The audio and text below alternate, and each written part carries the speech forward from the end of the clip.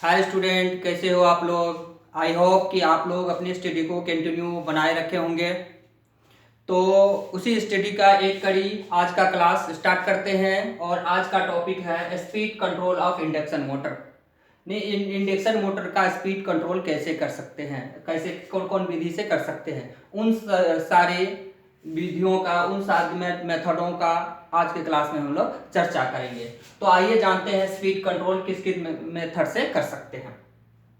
सबसे पहले हम लोग चलते हैं, एक जो फार्मूला हम लोग पहले से पढ़ चुके हैं, पहले उस पर डिस्कस कर लेते हैं, फिर बाद में आते हैं इस पे। आइए तो जान लेते हैं। एक चीज हम लोग जानते हैं, एन एस सिंक्रोनस स्पीड बराबर होता है 120 इंटू फ्रीक्वेंसी बाई पोल, होता है ना। एक चीज और जानते हैं हम लोग कि फ्रैक्शनल स्लिप बराबर क्या होता है, तो synchronous speed minus rotor speed by synchronous speed, ये जानते हैं ना। इसमें अगर हमें रोटर का स्पीड निकालना हो तो हम लोगों ने पहले से निकाल रखा था, क्या होता है, N S synchronous speed by synchronous speed minus में rotor speed by synchronous speed. इसको अगर काटते हैं तो क्या हो जाता है, 1, ये हो गया आपका क्या, rotor speed by synchronous speed. हम लोगों ने ये चीज को पहले पढ़ चुका, इसको इधर ले आओ। तो रोटर स्पीड और synchronous speed by 1 minus S आया। इसको इधर ले आते हैं तो रोटर स्पीड बराबर हो गया आपका सिंक्रोनस स्पीड, ये इधर यहां आ गया, और 1 माइनस स्लिप आ गया ना। देखो इस तरह से, और इसका वैल्यू, सिंक्रोनस स्पीड का वैल्यू अगर यहां से दे दे, यहां से अगर दे दे, तो ये हो जाएगा रोटर स्पीड बराबर क्या हो जाएगा आपका 120 into frequency by pole 1 minus S. अब हमें लगता है कहने की जरूरत नहीं है कि स्पीड कंट्रोल करने के लिए क्या क्या चीज जरूरी है, क्योंकि इन फार्मूलों में वो सभी चीज दिख रहा है जिसके थ्रू हम क्या कर सकते हैं, कंट्रोल कर सकते हैं। ये देखिए आप, सबसे पहले यदि स्पीड कंट्रोल करने का मतलब हो गया रोटर के स्पीड को कंट्रोल करना, यही तो है आपका रोटर स्पीड। इसमें आप क्या क्या चेंजिंग कर सकते हो, पोल के नंबर ऑफ पोल्स, इसमें अगर आप चेंज कर सकते हो तो इससे आपका क्या हो जाएगा, स्पीड में चेंजिंग आ जाएगा, यानी कंट्रोल हो जाएगा। दूसरा, फ्रीक्वेंसी को भी आप चेंज करके, वेरिएबल फ्रीक्वेंसी करके आप उसको चेंजिंग कर सकते हो। और तीसरा क्या है, स्लिप से भी आप इसको चेंज कर सकते हो।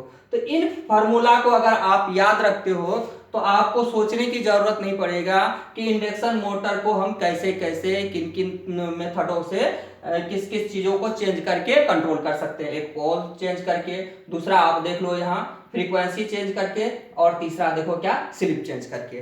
तो आपको पता चल गया क्या कि क्या क्या चेक करके हम कर सकते हैं। आइए इन सभी चीजों को लिखते हैं, पहले बारी बारी से लिखते हैं। तो आइए कौन कौन सा हो गया आपका, ये फार्मूला यहां लिख देता हूं। तो रोटर स्पीड बराबर हो गया 120 into frequency by pole 1 minus slip. यानी अगर हम कंट्रोल का बात करें कि किस किस तरह से कर सकते हैं, तो सबसे पहले हम लिख लेते हैं स्लिप कंट्रोल। क्या, स्लिप कंट्रोल। स्लिप कंट्रोल में आपका आ गया, 2-3 कंट्रोल आ जाता है स्लिप कंट्रोल के अंतर्गत। स्लिप कंट्रोल के अंतर आपका आ गया stator voltage control, stator voltage control. दूसरा आपका आ गया रोटर रेजिस्टेंस कंट्रोल। ठीक है, 2 आ गया आपका इसमें स्टेटर, एक रोटर, रोटर वोल्टेज कंट्रोल भी कह सकते हो आप। क्या? रोटर वोल्टेज कंट्रोल, ये भी लिख सकते हो आप, रोटर वोल्टेज कंट्रोल। इस कंट्रोल को हम लोग कैस्केड मेथड के नाम से भी जानते हैं। रोटर वोल्टेज कंट्रोल को कैस्केड मेथड के नाम से भी जानते हैं। ये आ गया, ये सारे कंट्रोल आपका क्या? Voltage control, stator voltage control, rotor resistance control, इसके बाद रोटर वोल्टेज कंट्रोल यानी कैस्केड मेथड। आइए अब दूसरा देखते हैं, और क्या? Frequency control. क्या? Frequency control. इसके बाद आपका आ गया क्या? By changing number of poles. तो देखिए हम किस किस तरह से इसको कंट्रोल कर सकते हैं। तो स्लीप कंट्रोल के अंदर तीन चीजें इसमें आ गया, स्लीप, फ्रीक्वेंसी और पोल। स्लीप के अंदर आ जाता है stator voltage control, rotor resistance control, और इसके बाद आ गया रोटर वोल्टेज कंट्रोल यानी कैस्केड मेथड। इसके बाद आ गया फ्रीक्वेंसी कंट्रोल, और इसके बाद आ गया क्या आपका? बाय पोल चेंज। तो इन सारे मेथडों से हम क्या कर सकते हैं? इंडक्शन मोटर के स्पीड को कंट्रोल कर सकते हैं। तो इन सारे मेथडों में आज जो हम लोग पढ़ेंगे, तो यहां से स्टार्ट करते हैं स्टेटर वोल्टेज कंट्रोल से। किससे? स्टेटर वोल्टेज कंट्रोल से। तो पहले स्टेटर वोल्टेज कंट्रोल को जानते हैं, फिर बारी बारी से सब पर हम लोग बात करेंगे। तो पहले स्टेटर वोल्टेज कंट्रोल को जान ले। तो आइए जानते हैं स्टेटर वोल्टेज कंट्रोल कैसे कैसे कर सकते हैं। तो स्टेटर वोल्टेज कंट्रोल, एक चीज हम लोग जानते हैं क्या? कि टॉर्क जो होता है, इंडक्शन मोटर का जो टॉर्क होता है वो डायरेक्ट प्रोपोर्शनल होता है अप्लाइड वोल्टेज के स्क्वायर का। यानी हम लोग कह सकते हैं क्या? टॉर्क इज डायरेक्ट प्रोपोर्शनल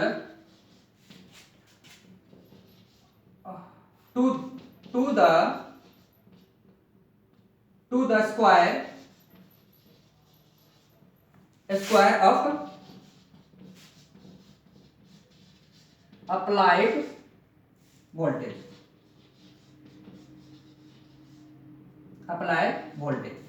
यानी हम लोग कह सकते हैं कि टॉर्क जो होता है वह डायरेक्ट प्रोपोर्शनल होता है अप्लाइड वोल्टेज का। जो अप्लाइड वोल्टेज पे करते हैं ना, उसका वह डायरेक्ट प्रोपोर्शनल होता है। तो इसको हम कैसे कैसे करके वोल्टेज कंट्रोल कैसे कैसे करके कर सकते हैं। तो एक पहली बात, ट्रांसफार्मर से अगर हम वोल्टेज को कंट्रोल कर ले तो उससे क्या होगा कि कंट्रोल वोल्टेज आएगा अपना मोटर में, और जब उसमें मोटर में कंट्रोल वोल्टेज आएगा तो उससे होगा क्या कि वोल्टेज कम होने के कारण स्पीड टॉर्क कम हो जाएगा। टॉर्क कम होगा तो स्पीड घट जाएगा। पहला बात ये। दूसरा ये हो सकता है कि जो फेज है ट्रांसफार्मर से अगर सप्लाई पूरा सप्लाई आ रहा हो, वोल्टेज में किसी तरह का वेरिएशन नहीं हो, तो हम लोग क्या कर सकते हैं? उसको थायरिस्टर लगा के कंट्रोल कर सकते हैं। क्या कर सकते हैं? थायरिस्टर लगा करके कंट्रोल कर सकते हैं। जैसे सपोज कर लो आप कि सिंगल फेज में, अगर फैन वाले का बात कर ले, सिंगल फेज, ये फैन है आपका, ये लोड है। क्या है आपका? लोड है, एल मान लेते हैं, इसको लोड ही लिख दो। तो इसमें हम क्या करते हैं? इसको अगर कंट्रोल करना है तो इसमें क्या करते हैं? 2 थायरिस्टर लगा दे। क्या करें? 2 थायरिस्टर लगा दे। एक थायरिस्टर आप इस तरह से लगा करके, और एक थायरिस्टर आप इस तरह से लगा करके इसमें सप्लाई दे दो। इसमें सप्लाई इस तरह से लगा करके आप थायरिस्टर को लगा करके क्या कर सकते हो? वोल्टेज कंट्रोल कर सकते हो। सप्लाई में थायरिस्टर, सीधा सप्लाई में क्या करते हैं? थायरिस्टर लगा दिए और उससे क्या करते हैं? वोल्टेज कंट्रोल कर सकते हैं। एक चीज और है जब फैन टैप लोड कैरेक्टरिस्टिक का बात करते हैं तो फैन इसमें ये होता है, आइए इसको साफ करते हैं। किसका? फैन टैप लोड, क्या? फैन टाइप लोड कैरेक्टरिस्टिक का अगर बात करें, इसकी ये विशेषता होती है फैन लोड का कि अगर इसमें स्लिप को इंक्रीज करें, स्लिप को अगर इंक्रीज करते हैं तो वोल्टेज क्या होता है? रिड्यूस होता है। वोल्टेज क्या होता है? रिड्यूस होता है। अभी हम दिखाएंगे आपको, यानी इसको हम लोग कर सकते हैं क्या, स्लिप अगर इंक्रीज करता है, स्लिप अगर इंक्रीज करता है तो सीधा हम लोग कर सकते हैं क्या होता है, इधर से लिखो, वोल्टेज रिड्यूस होता है। वोल्टेज क्या होता है? रिड्यूस होता है। ये फैन लोड का ये कैरेक्टरिस्टिक्स है कि जब इसमें स्लिप इंक्रीज होता है तो वोल्टेज क्या होता है? रिड्यूस होता है। यानी जब स्लिप को बढ़ाते हैं तो वोल्टेज क्या होता है? खुद ब खुद घटता है। ये इसका क्या है? एक विशेषता होता है इसके अंदर। ये इसके अंदर क्या होता है? एक विशेषता होता है। तो इसका एक ड्रॉ करते हैं एक साइड में पहले, फिर देखते हैं, एक साइड फिगर बना देते हैं, फिर इसको देखते हैं बारीकी से। आइए क्या तो देखते हैं, यहाँ क्या किए हैं? थायरिस्टर लगा दिए तीनों फेज में। ये L1 है, ये L2 है, ये L3 है। तीनों में क्या किए? थायरिस्टर लगा दिए। थायरिस्टर वोल्टेज कंट्रोल, तीनों में क्या किए? एक थायरिस्टर इधर से, एक थायरिस्टर इसके अपोजिट लगा करके वोल्टेज को कंट्रोल कर रहे हैं। जब वोल्टेज इसमें कंट्रोल होगा, जब इसमें वोल्टेज कंट्रोल होगा तो आपको पता है कि स्लिप बढ़ेगा। यानी वोल्टेज जब कंट्रोल होगा, वोल्टेज अगर कम हो जाएगा, रिड्यूस हो जाएगा, वोल्टेज अगर रिड्यूस हो जाएगा तो क्या होगा? स्लिप बढ़ेगा। तो अभी आपने देखा मेथड के हिसाब से, अगर स्लिप इंक्रीज कर रहा है तो उस समय में वोल्टेज क्या हो रहा है? रिड्यूस हो रहा है। वोल्टेज क्या होगा? रिड्यूस होगा, कम होगा। स्लिप अगर इंक्रीज करेगा, आपको पता है कि ज्यादा स्लिप करने लगेगा। अगर वोल्टेज कम होगा तो वो क्या होगा कि फैन की स्पीड, आप देखते हो कि अगर आप फैन को कंट्रोल करते हो तो क्या होता है कि धीरे धीरे स्पीड बहुत कम हो जाता है। बहुत कम होने का क्या मतलब है? स्लिप ज्यादा कर रहा है। बहुत क्या कम होने का क्या मतलब है? स्लिप ज्यादा कर रहा है, यानी स्लिप इंक्रीज हो गया। अगर स्लिप इंक्रीज होता है तो वोल्टेज क्या होता है? रिड्यूस हो जाता है। वोल्टेज क्या? रिड्यूस हो जाता है। दूसरा चीज है स्क्वायर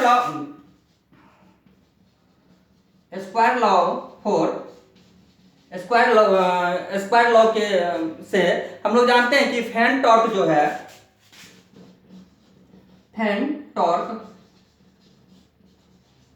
टॉर्क अगर वोल्टेज रिड्यूस करता है, लो वोल्टेज होता है, अगर क्या होता है फैन टॉर्क से, अगर वोल्टेज क्या होता है?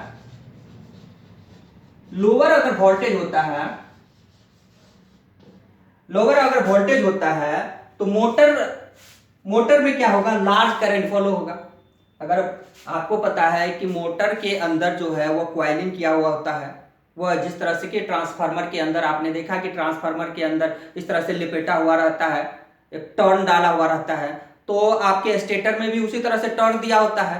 तो उस टाइम में क्या होता है कि जब वो वोल्टेज लॉ हो जाता है तो वो वोल्टेज, फिर जब वोल्टेज लॉ हो रहा है तो वो पावर किस चीज में चेंज हो रहा है? तो वो करंट में चेंज हो रहा है। किस चीज में चेंज हो रहा है? करंट में। तो इस जगह पर अगर हम इसको वोल्टेज को अगर कम करते हैं, स्लिप अगर बढ़ाते हैं, वहां देखो आप, अगर स्लिप बढ़ता है तो उससे वोल्टेज क्या होता है? रिड्यूस होता है। वोल्टेज जब रिड्यूस होता है यानी लो वोल्टेज होता है, अब यहां से जुड़ा हुआ स्लिप अगर बढ़ रहा है, स्लिप इंक्रीज कर रहा है तो वोल्टेज रिड्यूस हो रहा है। वोल्टेज अगर रिड्यूस हो रहा है तो लो वोल्टेज होता है। जब वोल्टेज लो हो रहा है, लोअर वोल्टेज हो रहा है, तो कुछ ना कुछ तो पावर में बढ़ेगा। तो ये बढ़ क्या रहा होगा? आपको पता है ना कि ट्रांसफार्मर के अंदर जो हम लोग पढ़ते हैं, इधर जितना पावर यहाँ रहता है उतना पावर इधर ही रहता है।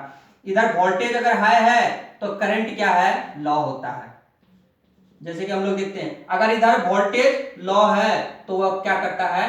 करंट को हाई करता है। तो तो यहाँ जो वोल्टेज उसके अंदर अगर वोल्टेज लो हो रहा है तो बढ़ क्या रहा होगा, तो आपको पता है कि वह बढ़ रहा होगा करंट, लार्ज करंट उसमें क्या होगा, फ्लो होगा, लार्ज करंट क्या होगा, फ्लो होगा ट्रांसफार्मर सॉरी मोटर के अंदर।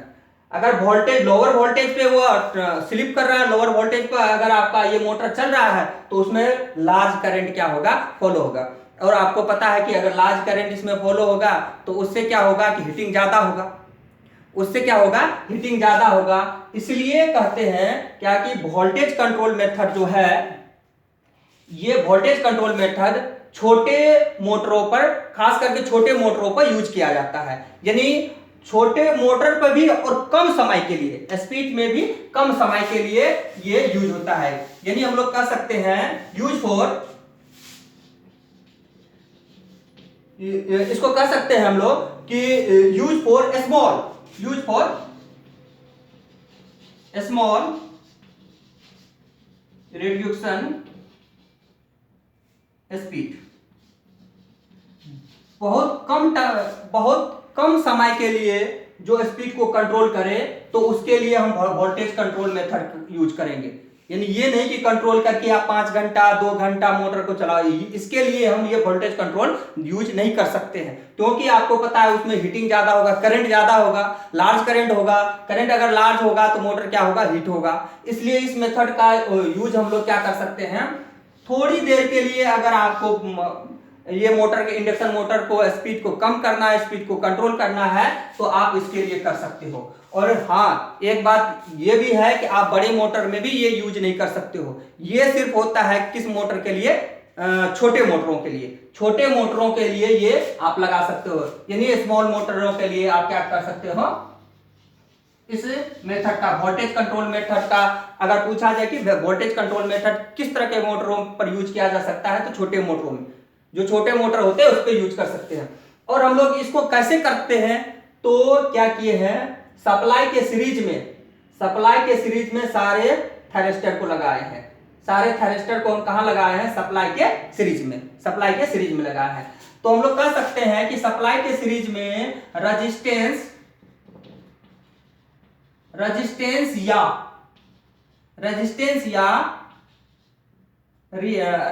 या रिएक्टेंस लगा करके हम लोग क्या कर सकते हैं, ये वोल्टेज को कंट्रोल कर सकते हैं। तो वोल्टेज कंट्रोल करने का जो तरीका है, ये थायरिस्टर लगा के जो किए, तो कैसे किए, डायरेक्ट सप्लाई के सीरीज में सारे थायरिस्टर को लगाए हैं।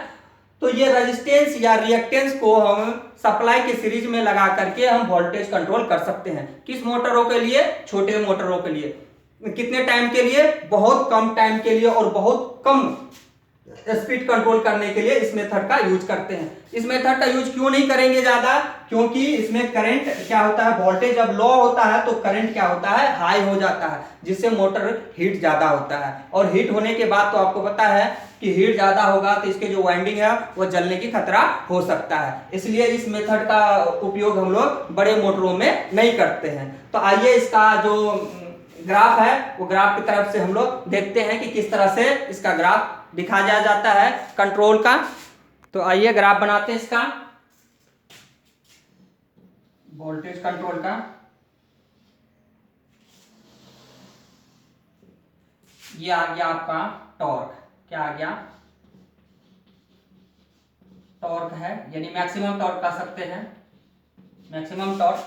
ये आ गया आपका स्पीड, क्या आ गया, स्पीड। जब स्टेटर रुका होता है तो स्लिप उस टाइम में क्या होता है, 1 होता है। ये बताने की जरूरत नहीं है, क्योंकि आपको स्लिप के बारे में या फ्रैक्शनल स्लिप के बारे में पता है, क्या, NS माइनस NR/NS, यही होता है ना। तो इसके स्थान पर अगर 0 रखे तो क्या हो गया, NS/NS, क्योंकि ये 0 हो गया तो ये दोनों कट गया, तो कितना हुआ, 1। जब मोटर रुका हुआ होता है तो स्लिप कितना होता है, 1, या और रोटर का स्पीड क्या होता है, 0। तो NR बराबर क्या हो गया, 0। NR बराबर क्या हो गया, 0। जब रोटर घूमना शुरू करता है, चालू होता है, तो धीरे धीरे वो क्या होता है, स्लिप किधर होना शुरू हो जाता है, कम होना शुरू हो जाता है। स्लिप किधर होना शुरू करता है, होता है कम, यानी स्लिप जीरो के तरफ, स्लिप जीरो के तरफ। और स्पीड क्या होता है, जो स्पीड है वो बढ़ना शुरू करता है। ये किस पे बढ़ता है, तो सिंक्रोनस स्पीड पे। किस पे, सिंक्रोनस स्पीड पे। तो इस पे क्या होता है, जो वोल्टेज कंट्रोल करते हैं ये इस तरह से या इस तरह से या इस तरह से, ये पॉइंट देखो ये एक पर आकर के मिल रहा है।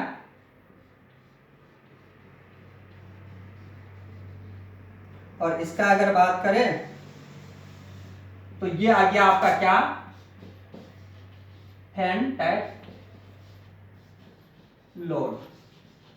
ये क्या आ गया आपका, फैन टाइप लोड। ये है आपका क्या, वोल्टेज कंट्रोल का ग्राफ। ये इस तरह से, ये मैक्सिमम टॉर्क इस तरह से देख लो आप,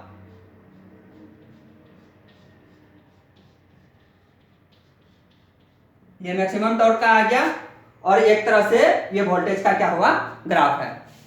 तो आज हम लोग पढ़े वोल्टेज कंट्रोल के बारे में। तो नेक्स्ट जो पढ़ेंगे वो पढ़ेंगे रेजिस्टेंस से कैसे कंट्रोल करेंगे, इसके बाद फ्रीक्वेंसी से कैसे कंट्रोल करेंगे, और इस पोल को कैसे चेंज करते हैं। तो बारी बारी से हम लोग सारे कंट्रोल सिस्टम के बारे में पढ़ेंगे कि इंडक्शन मोटर किस किस तरह से कर सकते हैं। हाँ, और ये चीज बता दें कि ये वोल्टेज कंट्रोल जो होता है यह स्क्वायलर गेज इंडक्शन मोटर में हम लोग करते हैं। किसमें, स्क्वायलर केज इंडक्शन मोटर में ही इसका उपयोग करते हैं वोल्टेज कंट्रोल का। स्क्वायलर केज में भी छोटे मोटरों के लिए, बड़े मोटरों के लिए ये उपयोग नहीं होता है, क्योंकि उसमें हीटिंग होने की ज्यादा चांसेस होता है। तो स्टूडेंट, ये वोल्टेज कंट्रोल की ये क्लास कैसा लगा आपको? अगर आपको क्लास अच्छा लग रहा हो तो कृपया कमेंट करके जरूर बताएं। Thank you.